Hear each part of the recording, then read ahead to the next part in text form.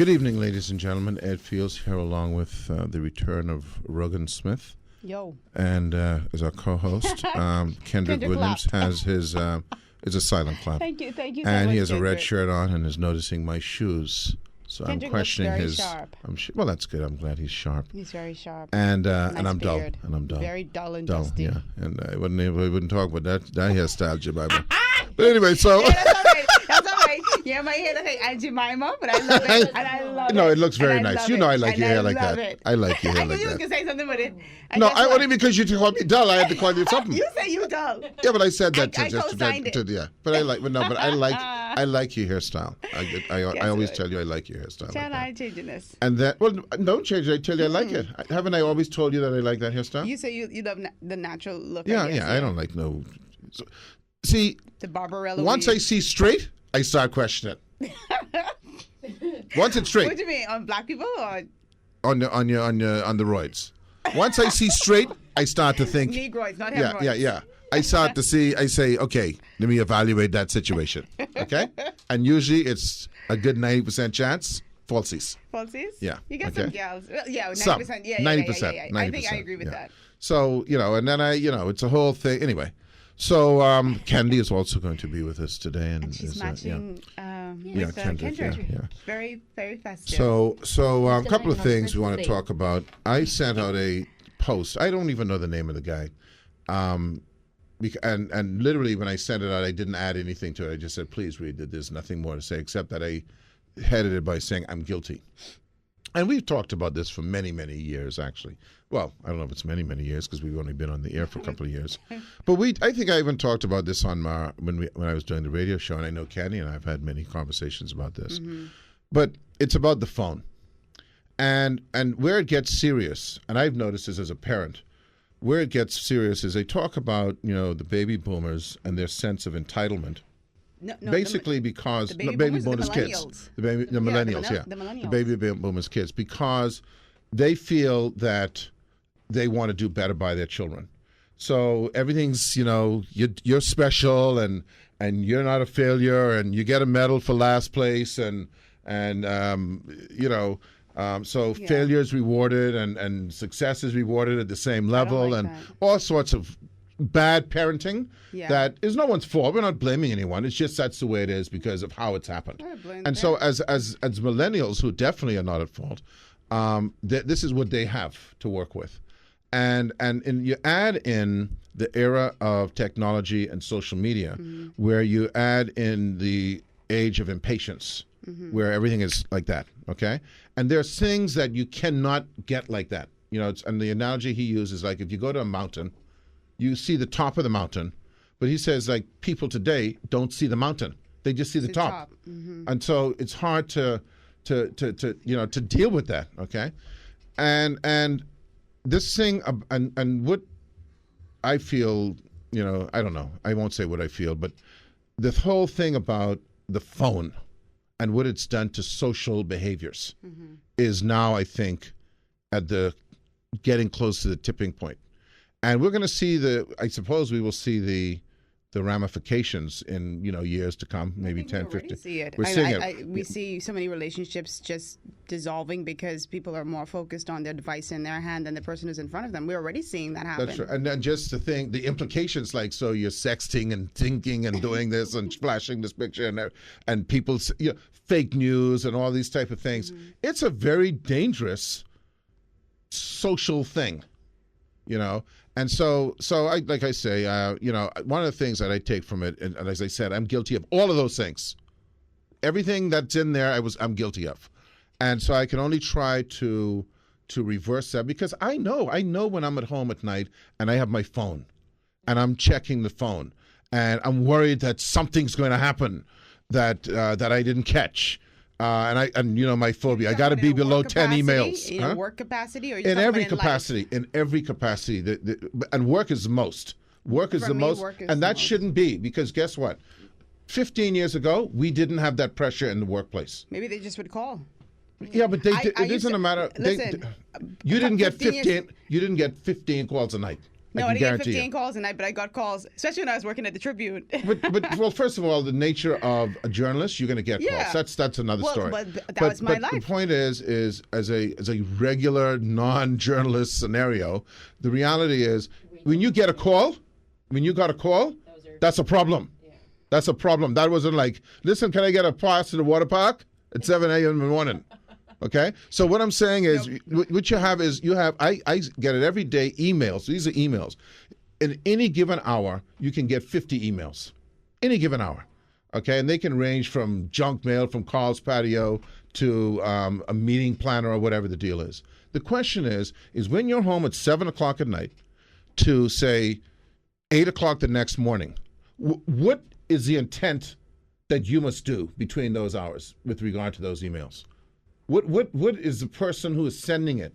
And that, I'm not blaming them because you are interpreting what the responses need. What do they expect from you? I don't know. I guess it depends on what kind of job you're in, though. I mean, you can't just give a blanket statement. My expectation can be. You're a senior vice president. If someone dies on property or something, I'll get a call. You might get an email. Well, I wouldn't see the email because I'm asleep. So the only thing I'm going to get is when the phone rings. You don't keep your phone by you. No, but certainly if it's on me, it's on silent. So the point I'm saying is I have a phone. My people at my office have my home phone number. The switchboard has it. Security has it. Okay. All those people have it. If they need to reach me, they may email me. And if they don't see me answering the email in X amount of time, they will call my home phone number. Okay? But I can guarantee you in the last year, the amount of calls that I've had to respond to with regard to an emergency has been less than 5. Well, you know what? I think times have changed. This is where I do like how times have changed because I'd much prefer to get an email than you calling my house and disturbing. See, you send me an email. Even if I have it on silent and I check my phone, only me one sees that. Checking at 2 o'clock in the morning?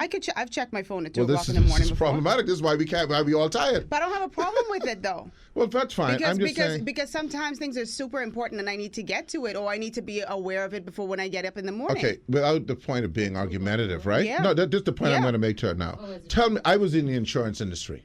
I was in the same role that you play in public relations and marketing. The same exact role. I do not recall in the 12 years, more than 12, 15 years that I was in the insurance industry, that anything in the role that I played required me to have a 2 o'clock in the morning call. Well, not once. That's you. No, I'm just saying I just don't recall that. Okay, so even if it was, they would have called me. The reality is the technology has changed, and at 2 o'clock in the morning, I would hope, or 3 o'clock in the morning, I would hope, or 4 o'clock in the morning, I would hope, that if you got your email on beep, and you getting the amount of emails, you ain't never sleeping because that beeping every 10 minutes. Well, okay, I prefer the email. so if my thing Don't is on call. silent, the only way they can get me, and they better know it's an emergency, is they're gonna call, and then I'm gonna know that's an emergency. But you don't think like by you responding to emails like at 2 o'clock in the morning, you're kind of giving them permission to say, "Well, now she up anyway? Yeah. I can call her." No, they never call. I'm just saying, because you don't ever know who you're going to. We operate more in an email environment, and I prefer it like that so I could answer and then just be done with it. There's always that one person. I can tell you right well, now. if that one person, then you manage that person. Yeah. You don't. I'm going to tell you right now. I imagine everyone right now. As of today, I read this thing. I took it at heart, and I know your response is going to be, "I go on these trends." But I can tell you one thing: as of today, this phone goes off at 9 o'clock in the night. You can, just try not to be dismissive for once. This phone is going to go off and putting everyone on notice. If you have something to tell me, that's right. Effort is the key. If you have something to tell me, you will get the answer in the morning. I got a call this morning from a guy at 6:30. Because he wanted to know when he was going to get a letter. Okay? Call on my cell. Okay? Which he could have called at 8:30 or 9:30 when the person who would get him the letter would have been there. Right. So the notice is people who know my number, home number, and know when an emergency is, can contact me. There's nothing stopping them. But I won't be answering any emails at 9 o'clock at night anymore or 10 o'clock at night. I'm going to chill. Because this is about me now. This isn't about anyone else. I know the pressure I feel on having to respond to this piece of machinery. It's pressure, and it's not necessary. It's stress. It's unhealthy. So That's just me. That's on me. That Nothing person, else. but I mean that. So what precipitated this? That That conversation same with that guy. yeah. It was very, very. I don't know. He must be a psychologist or whatever, but he was very, very accurate in what he was saying, and all of us are guilty of that behavior. Good evening, ladies and gentlemen. Ed Fields here, along with Rogan Smith, Rogan Jemima Smith. And we are, we're going to have our guest today. She has a cute smile. We're going to have, do you get your teeth whitened? No. Okay, just asking. Is that too much? Is that, it's too open? Scheduled for tomorrow, though. Okay, I'm just asking. Because Kendrick, is that too open? I said, okay. I got to check. He's the openness police, you know? So okay. OP. Yeah. So we have Carl Bethel. He's our guest. Before we go into that, and this will segue a little bit into Candy's thing, because I'm sure it's about happiness and all that stuff. Marijuana laws. I notice there's a group now that's more open about talking about legal or decriminalizing marijuana. And, my focus has always been not so much on the decriminalizing side, but the not criminalizing people, right? But it's a bigger picture, right? Human beings, man. How did we get so screwed up? How are we so off on things? You got right next door to me a harbinger, which I fully support. I'm fully supporting of it, of liquid intoxication. Okay? I see one of my friends. He's coming here like every at least once a week. I see him. He grabbed that bottle of vodka, and he's smiling. He's smiling before he opened the bottle. Okay, and it's just a grin. Like, I get home and I can kill this. Okay, all right, I can kill this boy. And so now, so someone who decides now they want to get that high in a vapor form, they're a criminal. And this is when I realized this. Many years ago, I was at the Nassau Guardian, Rogan, and I had to go and interview the commissioner of police. Mm-hmm. And we went through the usual thing. And so I said to the commissioner, this is the top dog of the police, I said to him, let me ask you one last question before I go. What's your position on the legalization or decriminalization of marijuana? His response to me was quite enlightening. He said to me, well, Mr. Fields, you know, as I do, in other words, me and him know the same thing, that if a fella in a bar and he has a few drinks, his friends and compatriots will most likely, I'm quoting. No. Okay. This is real. Yeah. His friends and compatriots would in all likelihood gather him up and assist him home. Lies. But of course, Mr. Fields, you know as I do, that is if a person has some marijuana, they're likely to commit some crimes. Like what, attack a Cheetos bag? But you see, I felt like saying to him, I swear to God, you see, because this is the stigma about marijuana, right? Because and gay, once you side with them, right, then you're gay, or you smoke dope. So I felt like saying to him at the time. No answer. What crime do you think I'm going to commit now? What crime would you suppose? Because I'm high right now. So what crime would you suggest would be in my repertoire of possible crimes? Because the only crime I'm thinking about is I see that bag of chips on the table and I want teeth that from you. I mean, how do we get to in the world, right, where the decision makers is making a decision and a statement and including me in his statement? You know as well as I do. In other words, I know it, and you agree with him. I know it before him. He's only copying on what I know. Okay, that if a fella has a few drinks at a bar, his friends and compatriots would likely get him up and assist him home. That's a lie. But if a fella smokes some marijuana, Mr. Fields, and you know as well as I do, that he's likely to commit some crimes. But he said commit some crimes. I was like, more than do you wake up in the morning and go, I'm going to go to work today. I'm going to have a drink. And thanks, Candy, for assisting me home, gathering me up and assisting me home. But if I smoke any marijuana, what crime? It's like I have a crime list. Right. And I go down for they're alphabetized crimes. And he said crimes. He said crimes. Your crimes bucket list. Because I'm not only going to do one crime. CBL. You got to cross them off. Hey, I'm not only going to do one crime.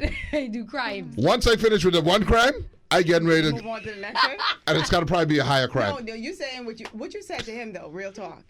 I just looked. I couldn't imagine what he was You talking. didn't say anything. You know what I thought to So myself? you agreed with him. So No, you no, did no. know But I as already know. well as I he knew that did. ahead of As well as him. he did. I knew that ahead. This is what I thought to myself. I'll tell you. I asked you what you say to No, me. I didn't say anything because I didn't want to get locked up.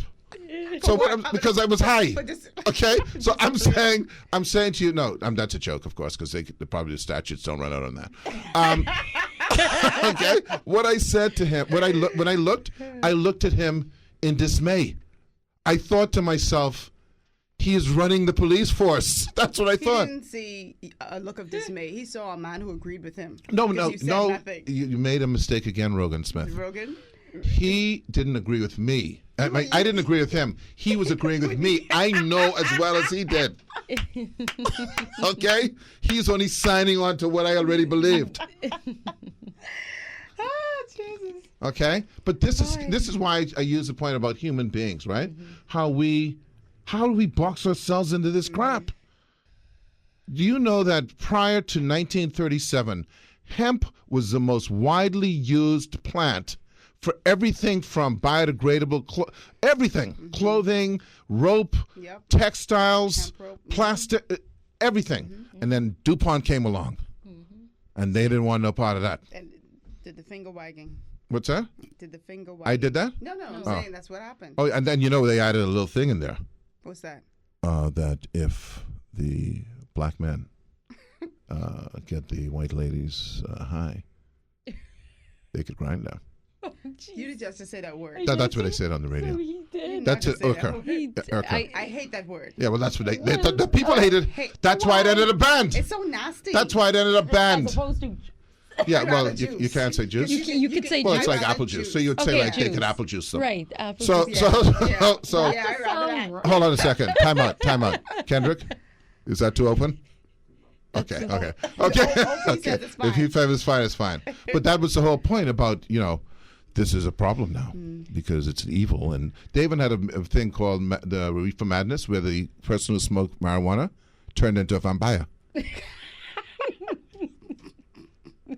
And this vampire, if you watch this movie, it was a weird vampire because most vampires have the teeth here. The fangs. The vampire in Reefer Madness, his fangs are just the two front ones. I'm about to fall out on this floor. How are you doing it? Anyway, that's okay. You look it up. You'll see it. Look it up, Kendrick. Look up Reefer Madness, and you'll see the vampire that he turned into. Y'all think I just vampire? Y'all think I make this up? Hi, Candy.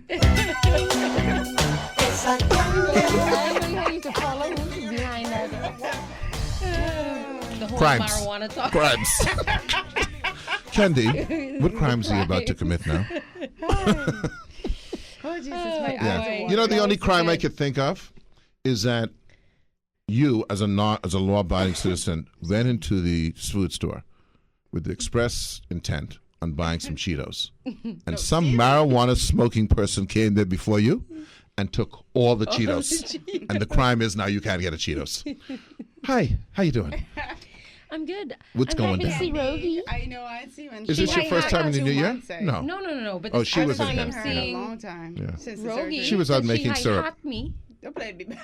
Make it. She was out making What'd syrup. You say? I did You what? hi-hat me. Hi-hat. Hi-hat. What's It's that? a statement. it's Like, Yeah, like you yeah, go on scoffed. listen. You scoffed. Yes, okay. you. Never heard that. Dissed. Yeah. You That's a hi-hat me. 1980s, 1960s, 70s version of diss. Oh. Hi I hat. know what the hi hat would. Because it's with the top hat. right, the top hat. And Yeah. like, oh, you Okay. hi-hat. Yeah. See, I old people cheering. Yeah. Yeah. Hi, She's I use multi-generational. that. I use that. What's going on? So, Hi, I mean, Rogan, you're back. This is your first show? No. You were here last Thursday. Yeah, she's intermittent now. When? Because I was here Monday, so you must have been here my Thursday. last show today, I actually. told she's you know now. what? Not she. You have guest co-host, and then you have intermittent Yeah. co-host. Oh my goodness, but it's not. It's nice to I'm see done you. with. Thank you so much, Candy. So sweet of you. No, so let's take it back to the what we were talking about in the beginning. Yeah. You know, you brought up the whole Man created marijuana and woman. kind of segue away from, Happiness. Yes. Okay. So the topic is, do we really sit down and evaluate our own lives based on what is Real. what is real to us? But And that's, by the way, nobody- why I said the marijuana thing was because it's a situation where if you evaluate it, Right. it makes no sense. Right. But yeah. That's what I was trying to. That's an avenue. Yeah. Yeah. But and then you said it. You said it well too. Asking another question is, what is really making you unhappy now? Right. So as you're evaluating your life, because we asked, why am I not? yeah, happy? why am I not happy? Well, Yeah. what is making you unhappy? Okay. And so maybe if you start off with that question, you'll kind of figure out, you know what, boy, my life is pretty okay. Yeah. Other than the pinching briefs, I'm fine. The pinching Briefs. briefs. It's comparing yourself to other people. That's what's stealing your joy. Exactly. That's what it is. Because Exactly. people's lives What are did you pretty just say? good. The what? It's like Did- the say- stealing the It's like comparing your life to other people. Like comparison. What did you say? Comparison Something about is stealing what? the stealing your joy. Yeah. Your joy. It's like the thief of Right. joy when you compare yourself to other people's lives. You know. Exactly. And so your life might be pretty damn good, Mm-hmm. but you busy on social media watching people live it up on the yachts. Well, what you they, said what they they- don't own. Thinking that Thinking they're that they're having a living it better up. life than you. And they bored. They just want to Right. show you up on Facebook. You had sent me that thing, even- remember, about how we believe that we have to have the newest phone. Right. We have to have all these things because of marketing. Latest, Right. everything. The latest and the greatest. But I mean, but if you really sit down and think about your life, and it could be day in and day out. It doesn't have to be, any big, grand, long term. I mean, if you check off some things and you're genuinely happy, for the most part, you gotta. If you're married, you've got. Well, what a is spouse. happiness? See, Well, that's when the I main say thing. happy, I mean you're not unhappy then. Yeah. But You know? I think it's important still to really define it, because I think we were talking about this before, that people feel that happiness is this perpetual state. No. That's what they seem to be seeking. Waking up and Okay, feeling well, a sense of let's purpose. change it to content. Okay. Let's say, Yeah. you're content. Content, right. You're not angry, you're not sad, you're not happy. miserable, but you're just, stable. You're Because even you're not one's Steven. walking around like, oh, whoa. But you don't have to do to be happy. You could be happy without all that. You don't need all that. You don't walk around Exactly. sounding like a lunatic.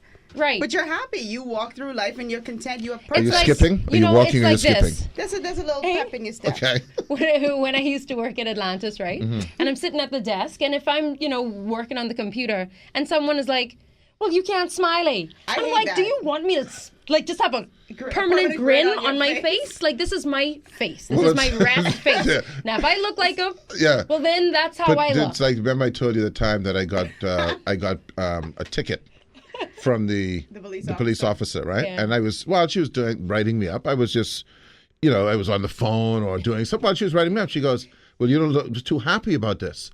So I just said to her, "Is this a happy moment?" Right. You expect Should I me? be Should I be smiling? like, "Oh wow, I And can't"? thanking When you? can I get the next ticket? Right. When would that be, please? please? Tell me. No, but it's the truth. Like, I mean, and I think people even almost force that onto you. And it's like a pressure that, for that one statement, like, why should I be sitting at my desk smiling all day? Can you Yes, imagine? if somebody comes, "Hey, Yeah. how you doing?" Can you imagine, like, we just got through Christmas, right? Mm-hmm. Where many of us, not all, there's many people who did not enjoy Christmas in the traditional sense of what we think Mm-hmm. is enjoying Christmas, right? But many of us, all of us in this room, for instance, had a Christmas tree probably, Nope. had some presents around it. Nope. Leave Jemima, she's still out there on I log. didn't. Are you anything to log cabin? Oh, y'all not related, right? Yes, we are. Okay, good. All right. We all had these things with the presents and all that, right? And yet there are probably many people who had those things, and like they're going like, nah, it wasn't really that good. Right, because they saw somebody who had more. Or they spent a lot of money to get those things. Yeah, everyone had the ham and the turkey. They ate. Right. Yes. You went one or two parties, I've had a better good time. Christmases, yeah. Right. What, the ham was really? tastier? What? Right. You had the piccalilli or what? Better. No, Better we are generally. I think we're ungrateful. That's not everybody. I'm not talking about Bahamians. I'm talking about as a globe, as a. There are people in dire need. Don't get me wrong. There are people in dire need. But do we celebrate? It's like, we talk about the news, right? Do we celebrate what we have that's positive as opposed to do we focus on the negative? Oh, I have this. Oh, can I? Do you know what I'm saying, Rogan? I understand. There are tons of good things going on.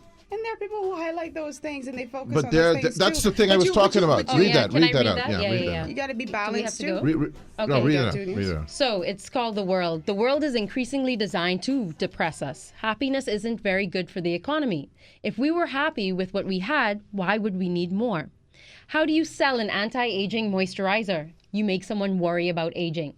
How do you get people to vote for a political party? You make them worry about immigration. How do you get them to buy insurance? By making them worry about everything. Yep. How do you get them to have plastic surgery? By highlighting their physical flaws. How do you get them to watch a TV show? By making them worry about missing out. How do you get them to buy a new smartphone? By making them feel like they are being left behind. To be calm becomes a kind of revolutionary act. To be happy with your own non-upgraded existence. To be comfortable with our messy human selves would not be good for business. No. Marketing. Boom. We'll be right back.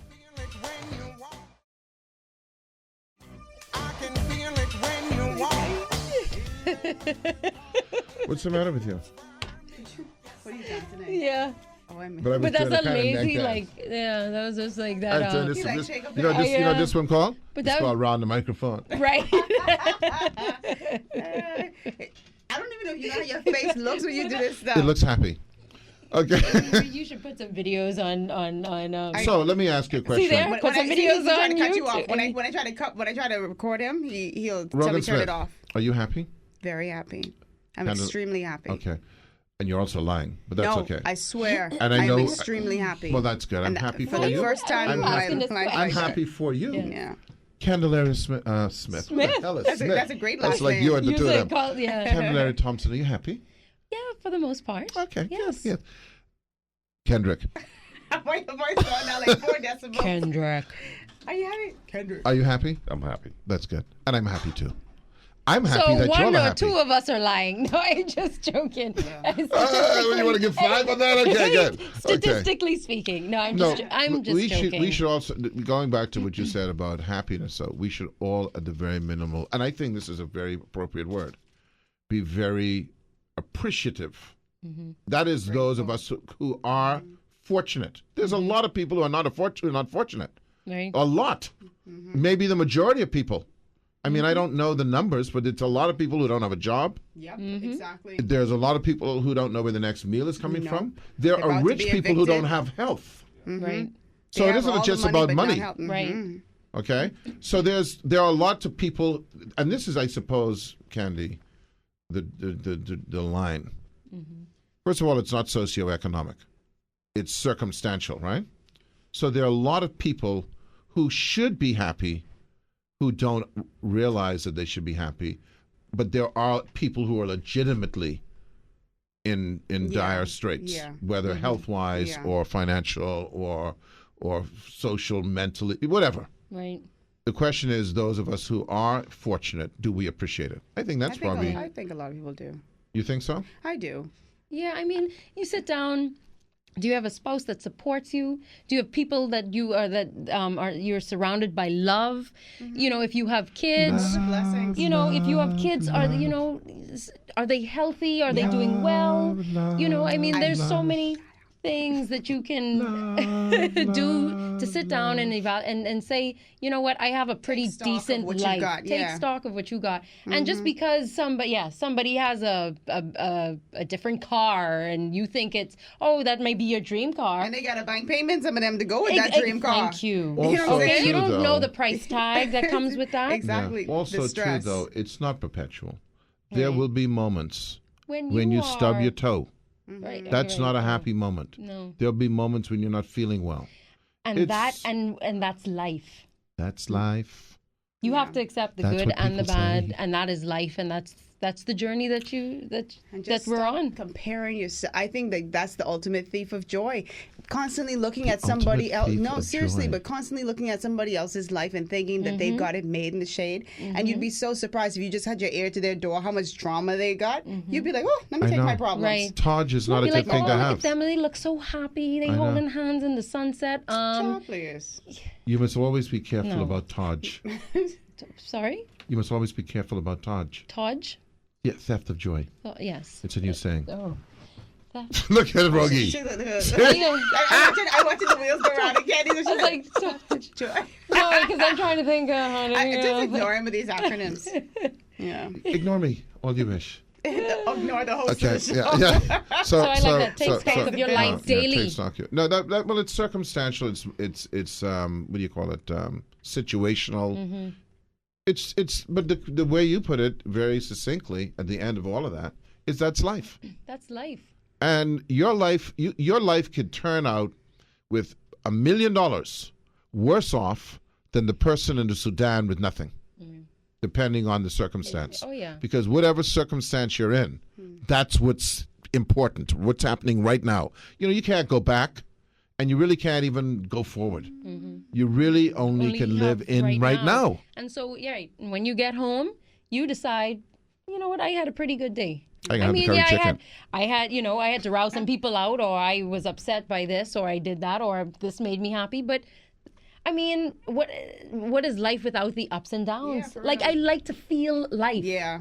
How do you I don't want to just be happy all the time. I know that sounds crazy, but I agree love with you. the beautiful messiness of the life. Ebbs and flows. And you see, by the way, and you notice it's still in the bag, and I'm surviving. Yes, you are. And because this thing I'm here, not even thinking about that. This thing here, yes, has done a exponential damage to what you're talking about. Because cell phones, because of this constant. Basically, all this is a marketing device. Right. That's more. Okay. No, everything they're doing, everything that's coming across here is marketing something. It's a lifeline. Yeah. Okay. They're marketing a lifestyle. They're marketing a product. They're marketing you're better than me. You're not better than. They're pushing something on you, and forcing you to evaluate or to judge you. I've even come to the conclusion, and again, holding on my hand, okay, because the first thing to do is to admit what's true, and that is that when we even blog, we're looking for validation. You mean on the Facebook? On Facebook, yes, let me see how many likes I got. Yeah. Let me see how much people agree with me. I only get 12, but that was a good picture. Yeah. So I see these people who are constantly doing that, and it is, and what I'm putting myself in there. What we have to realize is, so why are we doing that? Because. Just why? So it's listen. There's an element. We like validation. We like approval. Yeah, but there's also an element. There's an element. I'm guilty of it. Yeah, there's an element of wanting to stress a point. There's no doubt about that. But what's the high from it? The high is the approval thing. Yeah. Don't you get highs when you post your things on Facebook? No, that's what I said. I said that. There's an element. Engagement. Yeah, I said there's an element of. So you experience that as well. Then? Yeah, I raise my hand. I'm guilty of everything. I think everyone puts their thing because no one wants to go like, oh, you're just a dirty bastard. You want So we're all guilty of that. The question is, how do you manage that? Do you get to where you go like, I'm going now to go and urinate? That's so annoying. I don't need details of your every movement. If you want to have a discussion, that's one thing. That's very narcissistic. But when you're like, well, let me tell you what's happening with my life and the cake that I just ate. Right. Because even that picture faking the food thing. The what? The what? The picture of the food. Like, you know what? You don't have this food. I have this food. You don't have the food. How do you feel about that? I'm guilty of that, but I'm not even on Facebook anymore, so I don't care. So some people just like the presentation. You don't have this food I have. No, Okay. no. Or I would look at something and be like, Something's okay, really well, good. oh wow, I'm gonna make that Try at and home. make it at home. Yeah, I'm with you, because that's Candy. really cool and that looks like it would taste really good. Not that you got that food. What are you drinking? Why are you drinking that? For Period. status? Wait, Aquapure. Yes, the carbonation. I like the carbonation. I'm a carbonation guy. Dasani. It's right there. I have both. But I like carbonation, so that's what I need. Okay, listen, Candy. Hey, Thanks. thank you. See you next week. Whatever you do, don't take anything that will cause you to do crimes. No, I can strike that off. And did you look up the Reefer Madness thing? You're not following my instructions? I'm not really into the I crimes. remember you telling him to look. I asked him nicely, huh? I'm not really into the crimes. Okay. Yeah. Well, I want him to look that up Smokers. because I want you to see Look at the smokers. I want you to see the Look at that vampire. microphone's on Please, fire. please look it up for me, Kendrick. I'm begging now. You have me begging on the radio. Okay. Candy. It was great Bye. seeing See ya. you, man. Good evening, ladies and gentlemen. Ed Fields here along with Regan Log Cabin Smith. Jemima. Yeah. Chico. So y'all related? Or you're not related, right? No. Okay, all right. Some people would see that as very derogatory, That's all right. but you know how we go. I can handle it. I said you know what I said about you today to someone? I said, one thing about Rogan Smith, she can take it. She can go back and forth. I like that. Good. What's with the chair, man? You're a minister and you can't operate a chair. Overly operating. Yeah. Listen, our guest today is Carl Bethel, who is a former Attorney General. That's a lofty position, man. Former Attorney General and Minister of Education in the Free National Movement government. And so we're here to, let me just set the tone here, or the backdrop here. So we have prided ourselves over the last year and a half, essentially being apolitical and not going down that road. But this is the political season. So this is, in my view, today, the launch of our shows going into that arena because of the season. I mean, it would be silly to be to ignore what's happening or what's going on. And even then, though, I think we can still remain apolitical as moderators. Simply by putting the questions to you that people want to hear and the answers that people want to get answers to. So that's just the backdrop. So I just letting you know that this is the first of many to come in and I even hate using the cliches, but the election year. I'm not going to say silly season. I said it once. I'm not going to say it again. The election year. So welcome. Good evening, Ed. Sir, how you doing? Good evening, I Rogan. haven't seen you in a while. Indeed. Good, I've been keeping good. a low profile. I see you walking from court, but that's about it. Basically, that's about my life. Are you still a wig It's wearer? court work. Yeah, man. Yeah, court work. Did you all get Not the a memo? legal. Did you all get the memo from England on that? Okay.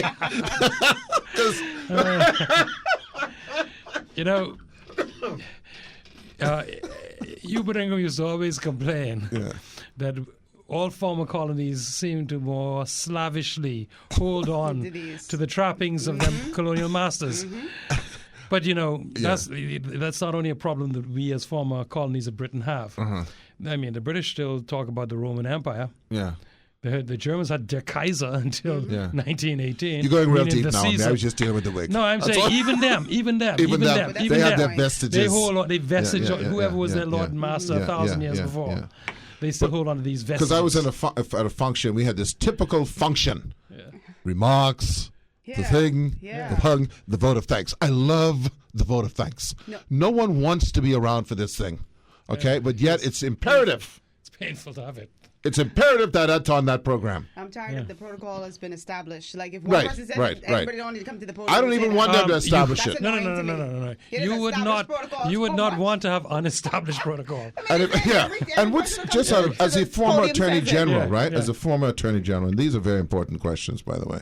As a former attorney general, what is the sanction for not following protocol? Is there a beheading? What's going down? What's the thing? If I don't do that protocol, what happens to the me? The oldest sanction in humanity. And what's that? Coventry? Ostracism. Oh, yes. Coventry is the other word for it. As they say in Britain, once again, harking you to a wouldn't be message, called anymore to sent do to that. Coventry. Yes, of course, yes. Because, and I said to David Chappell, who was next to me, who was from Britain, I said, you see what y'all gave us? Yes. He said, yeah, and I said, and of course, you didn't send us a memo to say, y'all ain't doing it no more. Yeah, it's true. I mean, I just, had reason to review a video tape of a hearing in the Privy Council. Just to see what things are like. Because that's what you do for a thrill, yeah. Man, Privy Council, not a wig in sight. Everybody not a wig in sight. In the dinner jacket. No, just suit and tie. No, nothing. No bow tie. No. What's that thing called? Like the helicopter fluff, thing? Yeah, we call it like the bib. Yeah, the bib. Yeah. And you all like that bag? Oh yes. See, this is the thing. You know the bag I'm in? When they go downtown, I know the bib. they got a bag. It's a straight velvet bag to put the wig in. No, to put the robe in. The robe. Sorry. Yeah. You have anything for the wig? No, you keep the wig on. No, you jam the wig in the bag too. Okay, jam. And you keep the bib on. Yeah, you keep the bib As on. a lawyer. Okay, That's got right. it. All right. It would be like plumbers walking around with a plunger. You know what I mean? You have to have a stiff collar. Yeah. Starch collar. Of course. So not get a little wet, little sweat. Get a little starts brown. to twist up a little bit. Yeah. Anyway, Yeah. lawyers It's always good fun to talk to get these things. So listen, Yes. we have do you occupy an official office in the FNM presently? At the moment, no. Okay. You were chairman, you were secretary, you all those things, right? Chairman. Okay. Yeah, many times, a number of many times. Okay. And then senator twice. Okay. Are you a MD candidate? 3 times. Not at the moment. Are you desirous of being a candidate? Well, desire is a many splendid thing. The question is not desire, but availability. We're not in a musical here. It's about availability. Okay, all right. Ain't no seats available right now. But you would wish to offer. No. Let's speak. I would wish to serve the Bahamian people. In That which may capacity? take a number in of other formats. words, yes. So whether, Okay. All right. So now that we've gotten all of those things out of the Can way. you please open this gum or whatever it is that No. you're doing? Oh, it's candy. You want one? No. Okay. You want I you want chose candy? a soft Yeah. Mentos. Suck it, don't chew it. I do. Listen. I didn't hear those last 2 words. No. Okay. No. Yeah. Biting candy is bad. Okay. Anyway, listen. So now that we've established all of that stuff, what happened? What happened post 2012 to allow the 2012 election? Yes.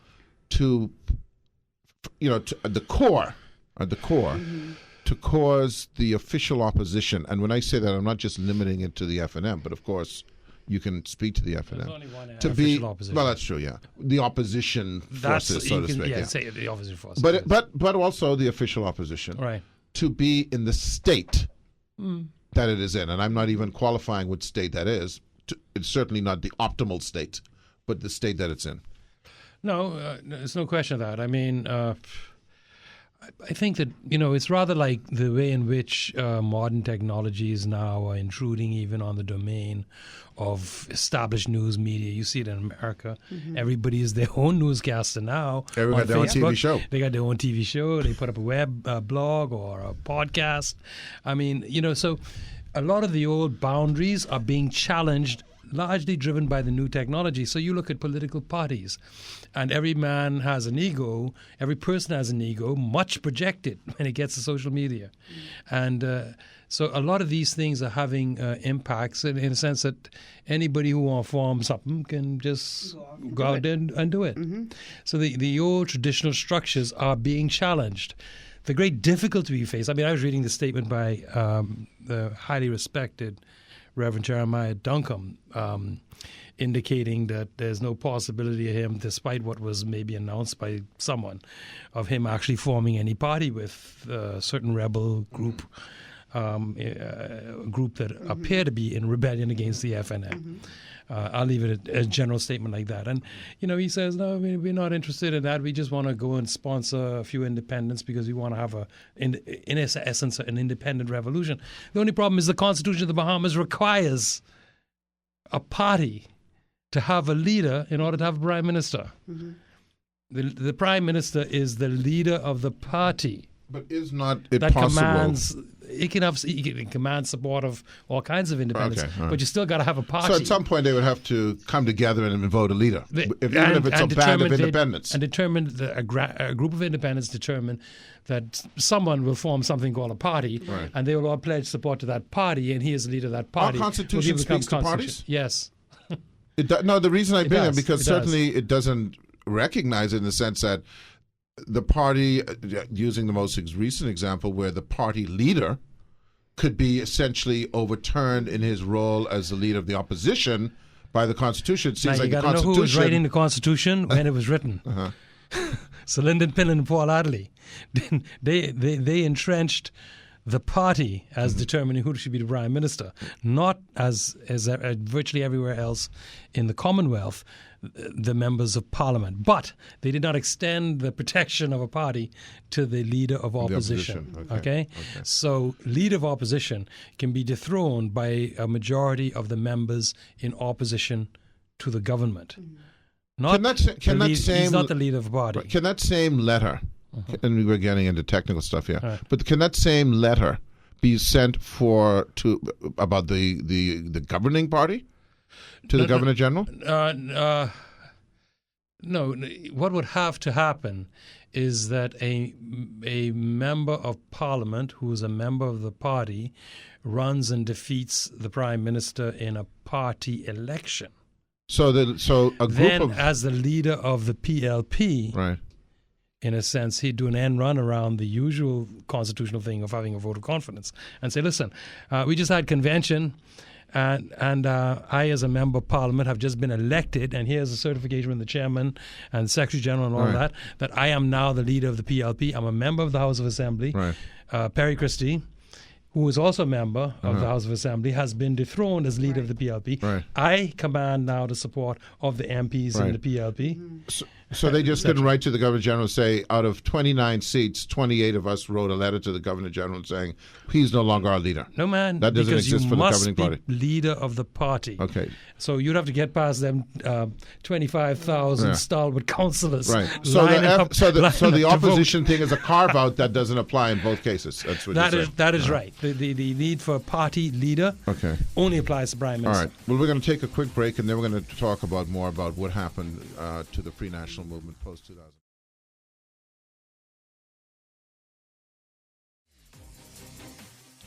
Our guest this afternoon is Carl Bethel, former Attorney General and Minister of Education, and I don't want to say you are a stalwart person, but you're not a counselor necessarily, but a stalwart of the FNM.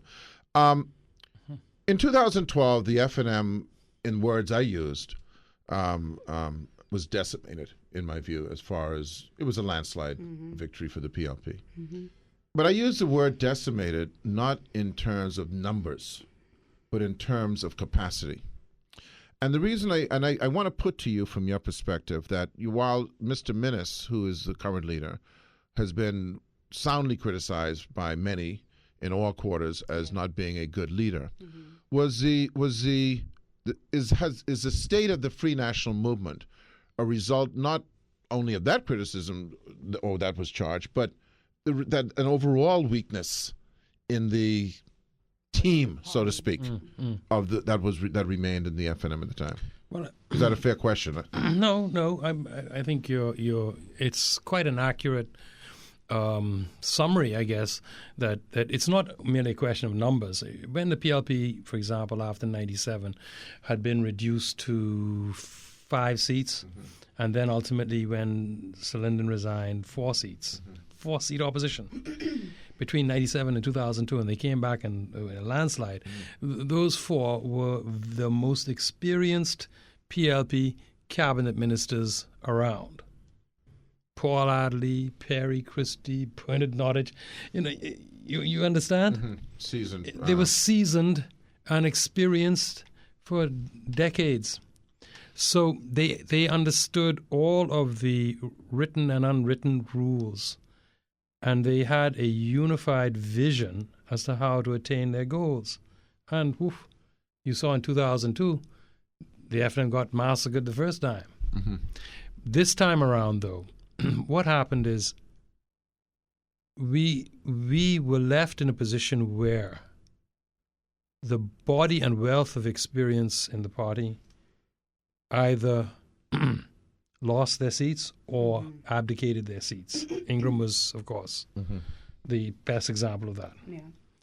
And that left you with 2 former cabinet ministers, but only one Dermers. Yeah. They had one term's worth of experience, and one of a junior minister. So 3 cabinet ministers, all with 1 term experience in cabinet, no experience in opposition except Nico.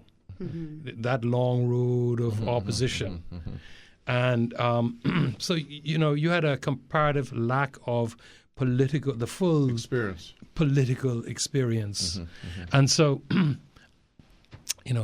they say every man who get elected, every man meaning generically, anyone who get elected believe they're a king or queen, I suppose.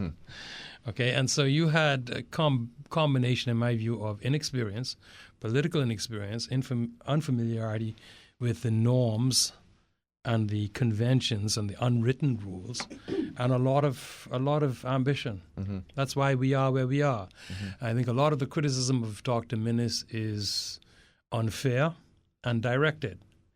Dr. Minnis has shown the same kind of dogged determination and commitment that I saw to principles that I saw in, first of all, Cecil Wallace Whitfield, which made me a branded Cecil man as a young man growing up, a teenager. And that, my family stood with the FNM in 1977 in that split. And I saw it also in Ingram. I see the same determination. What I don't see is the glibness, the ease of address. And we are a very vocal society in the Bahamas. Most of our traditions come down to us orally from our parents, our grandparents, our great-grandparents.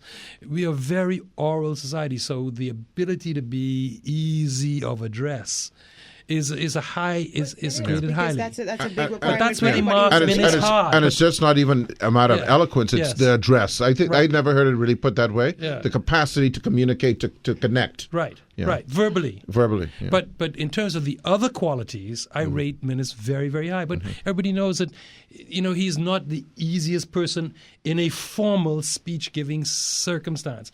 If the pressure isn't on him and you're just having a casual conversation with him, he's easy of address.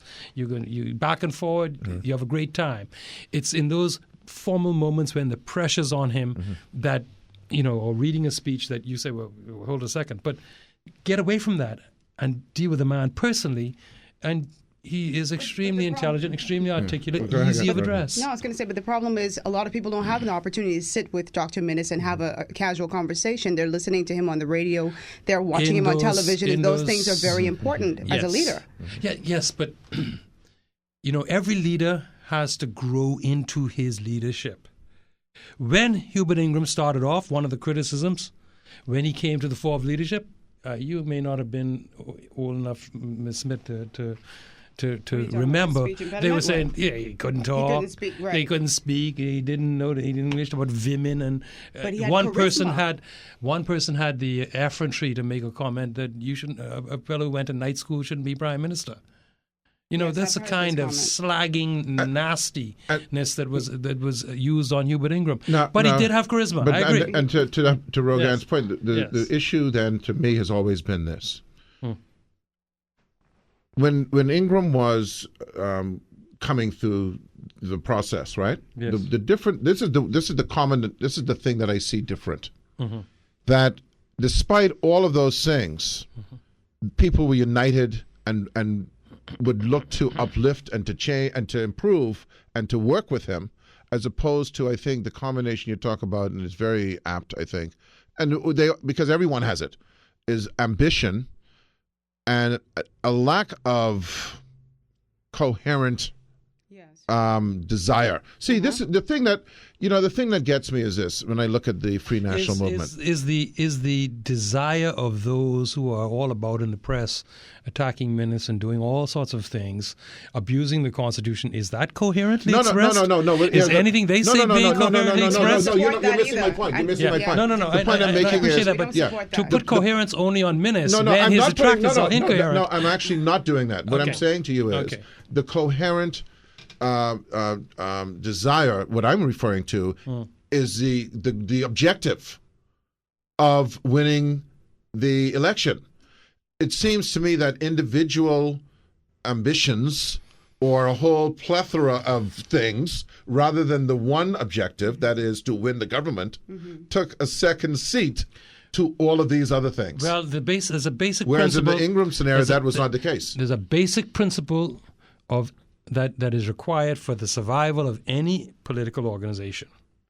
That when it has made its choice for the leader, it is respected by all who are its members. If you don't have that, you can only have two results. Right? One is you have to act to protect the organization. That's the first point. The second thing you have to do is you have to make it clear that having done so, this organization will, notwithstanding that issue, prevail. And I will say to you that in my estimation and my gut feeling, my knowledge of the party, this FNM will prevail, despite what you see going on. Those Egyptians you see no more. Because their only basis of action is the fact that they were elected to the House of Assembly. How were they elected? On an FNM ticket. They got elected as FNMs. But they, in the pursuit, in my view, of their own personal agenda, because I do not see a coherent message from them as to what they sought to achieve. Well, I don't either. I have to and agree so, with you. and we're still having done what they've done. What they're trying to do now to fix the problem they caused. Yeah. I heard something about a coalition. Then I heard the other fellow say, I don't know about no coalition with you. Then I heard now I heard something now about we're going to work with a coalition of Pastor Duncan. And I read the paper today right away. Pastor Duncan said, I don't know what she's talking about. It's embarrassing. It is an embarrassment, but it is an abuse of an accident of circumstance that they got FNM tickets and ran in safe FNM seats. Again, the thing that always, and again, this would apply. This is why I say we can have these discussions, and I think people will listen and understand what we're saying. The thing that has bothered me for many, many, many years, this is prior to even this coming up, is to be able to judge a candidate or a government or a team on what their actual objective is. Because the objective has to be for the good of the nation. And no matter what other agendas exist, they have to publicly, fall second to the objective of wanting to advance the nation. So when you have these agendas kind of being exposed publicly, it doesn't augur well for the ultimate agenda, right? And that is to win a government. But the Bahamian people, in 1976, when the FNM split, the party was 5 years old, a toddler in political terms. Further, parliamentary democracy was a relatively new thing in the Bahamas. The women of the Bahamas only got in the vote in 1962. It's hard to believe. But 10 years before that.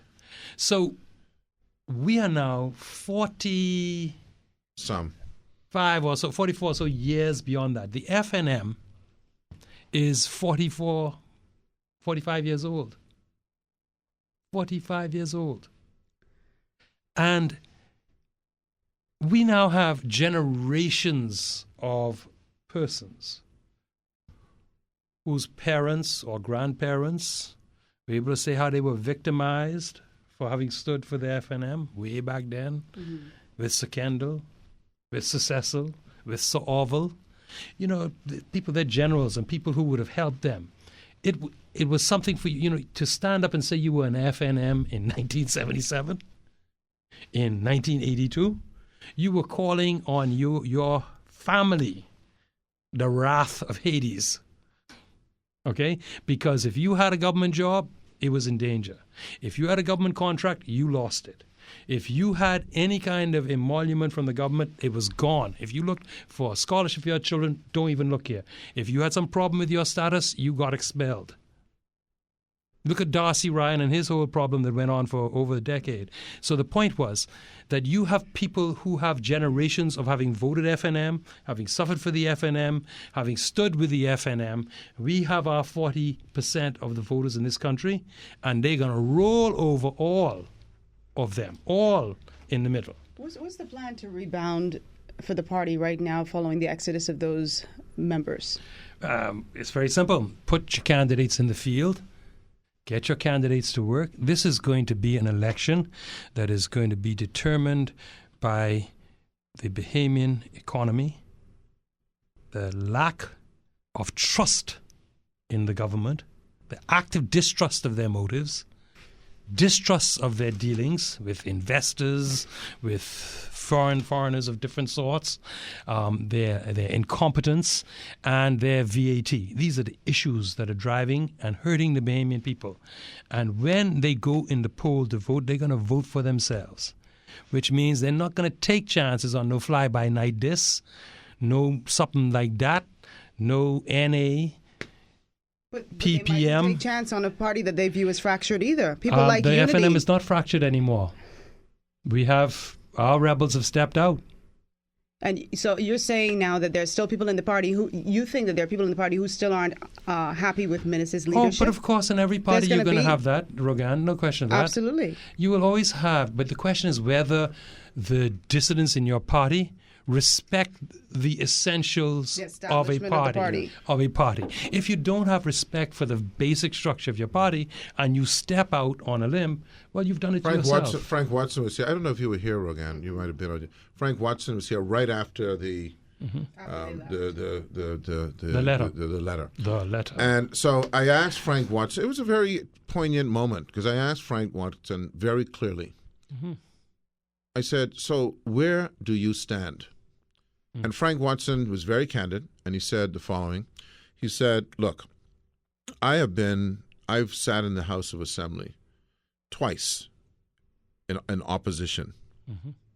I've been with the FNM from the very beginning, and I fought too hard and long. I am an FNM. I did not think that the leadership was not the one that I would have chose." He said that. Yes, he said that. He said, I don't know if Ken was here at the time. He said it was not my choice, but the people in the party spoke, and so that is what we have to do. Mm-hmm. And so we have to go down that road. Mm-hmm. He also, of course, expressed hopes that there would be some possibility of coming together. I said to him, I don't know, why don't you jump off the cliff? I don't know, I guess you're hoping for a branch to be on that someone must catch on the belt or something like that. But the golden parachute. I said to Chum, but he was very straightforward in saying that. And Frank has been one of the most vocal publicly against Dr. Minnis in public. So, but this is the way it is. No, absolutely, and I wouldn't know that Frank is. Well, Frank can be vocal when he's ready on many issues. Yeah. But there's no question that. Within the ranks of the FNM, there are some who would wish to see a change in leadership even today. Yeah. But the problem is that they're not going to sacrifice their whole lives' work to go on a frolic. Okay, it's not like 1976 where the party was 5 years old. It had nothing under its belt. Look, no I'm credit. going to use sports analogies. If you got a quarterback, if you don't like the quarterback, do you just don't block? We'll be right back.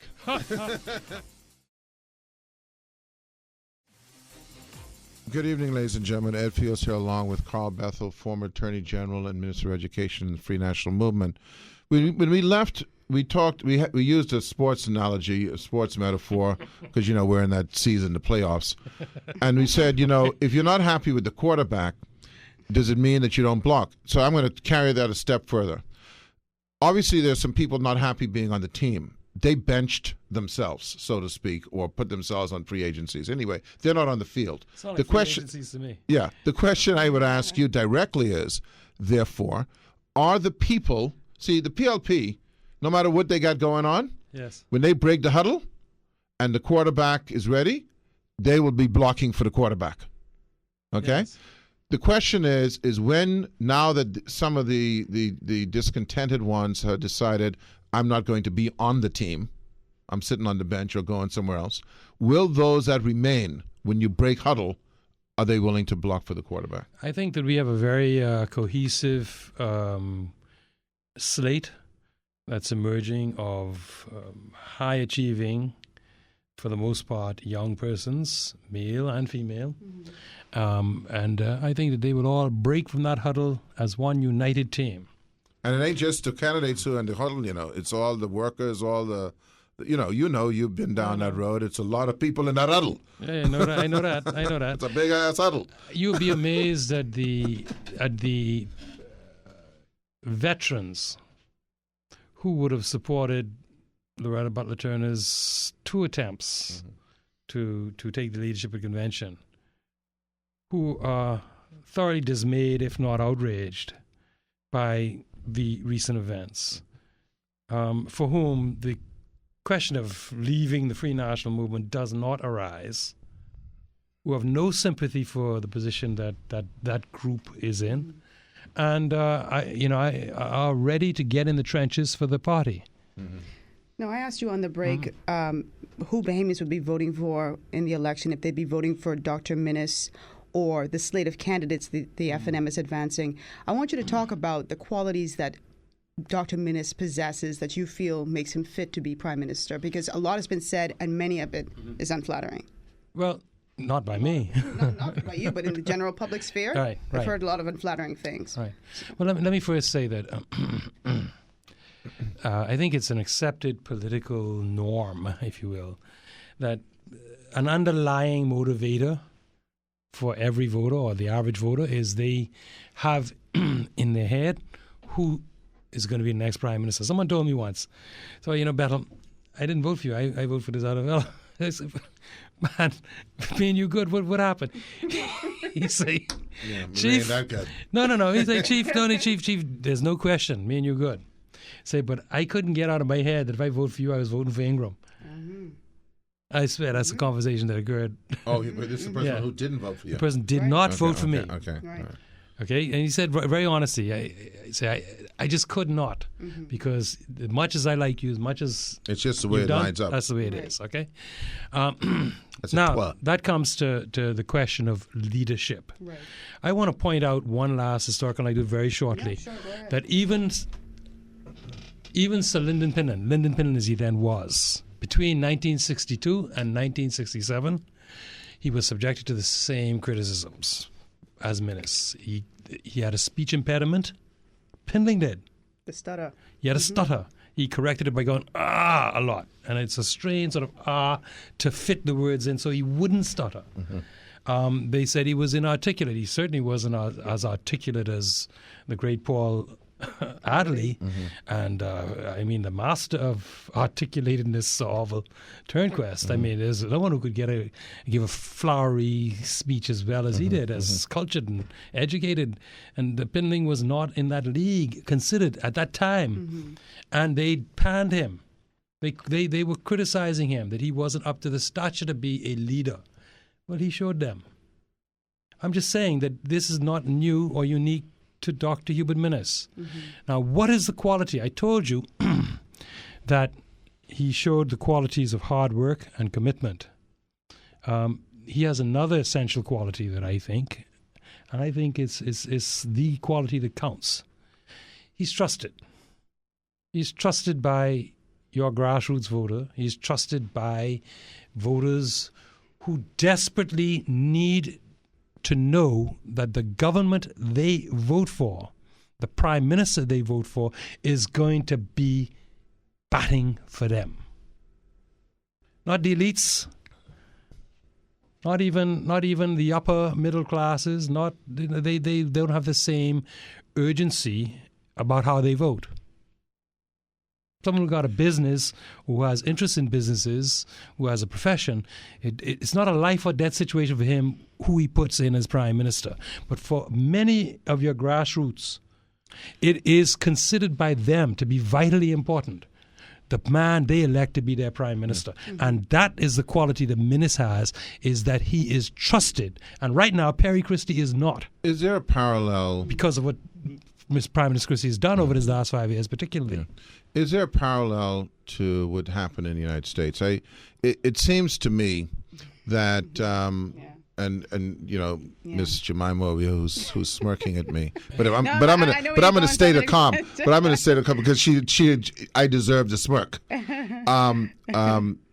There is, it's amazing how detachment can completely blind reality, right? And it seems to me that there is a detachment in the established ranks of both in the United States in the case of the Republican Party, and maybe in this instance, I'm not asserting this, but it may be possible, the established ranks of the FNM, that there's a detachment from them to what is reality, which you are now espousing, that Dr. Minnis has an attachment, or people are, he's not detached from the common man. Right. And so is there a parallel? Because let's face it, man, I think, compared about questioning qualities, the big Trumpster had some big issues. He grabbing things and stuff. So I don't think, and I don't think that the criticism of Dr. Minnis come anywhere near. Yeah, exactly. Near. The words, don't he? The words. I can be. I have Trump. to be me. So I have to be me. Yes. The only correlation is that he was involved in the occupation of dealing. Oh, God. Yeah, I got to do that, Carl Battle. Oh, okay, that's what I do. So he had an official reason, but the reason, the reality. Okay, I have to do it. He was the nation's leading gynecologist. Yeah. So no, but sorry, Rogan Smith, I have to do it. Okay. You did this, mate. You did this. I had to do it. You did this. But it's not you, it's me. So okay. But the point is, so is there A, that parallel, and B, that detachment? Let me say this. I think Trump might have spent maybe $150 million to win. And you have a plane. I think, and he have his own, and his plane. Well, if you add in the cost of the plane, probably $150 million. And traditionally, American elections, you're in the $2 and $3 billion to win. Mm-hmm. I think his opponent may have spent close to $4 billion. And what happened? She can only get something of that back. What happened? Yeah. The masses of the people let you know. Now, in the case of our neighbors in North, all I can say is, boy, be careful what you wish for, because you might get it. Mm-hmm. So we are where we are, and we hope for the best for them and for the world. Mm-hmm. But I'm talking now about we deal with the Bahamas now, right? In the theory. In the Bahamas, but in the theory, a lot of the sort of quiet propaganda internally that was put out by some persons is, we're the ones to trust because we have the backing of the money, and Minnis doesn't. Well, my answer to the party is this: if we have to go back to holding rally under the lamp pole and only got the light of the lamp pole, let us do it in the spirit of love and commitment to the Bahamian people. We don't have to have 1,000 lights to make sure your complexion right and you don't look too yellow or too green in the light. We don't need that. Let's go under the lamp pole. Let's look yellow in the camera, because that's how you look under them lights these days. And let us address the needs of the Bahamian people. We're right there in front of their houses, if it comes to that. Okay? Because I believe that the mass of the voters in this country are desperate to get rid of the PLP. It has been 5 years of nightmarish governance in every way. And I think that they're going to take their shot on the man they trust, and that man is Hubert Alexander Minnis. Well, that's two Alexanders and two Huberts, right? Mm-hmm. It's amazing. Anyway, anyway, that is kind of bizarre. Yeah, but it's just kind of weird. It's just kind of a weird thing. But anyway, listen, Carl Bethel, listen, thank you for coming on. Like I say, I want our listeners to know, Rogan Smith, that we're going to continue to have these conversations. They're very real conversations. I like the historical context. The historical context, and let's be candid. Let's be candid. Mm-hmm. There's no need to. There's no personality issues here. Mm-hmm. We're dealing with the facts. We're dealing with what transpired from the inside. So we're a mature democracy now. We have now more than 50 years of this, okay? So we're developing now as a nation. And everything we go through now is just but another step of our development. Right. And I appreciate you coming in and adding to that discussion and to that level of discussion. Yep. And we'll continue to do that. So thank you. And I commend you for your show. I think it's wonderful. I love the sort of informality of it. Just because I made that parallel. Man, the quarterback was good too. Yeah, the quarterback.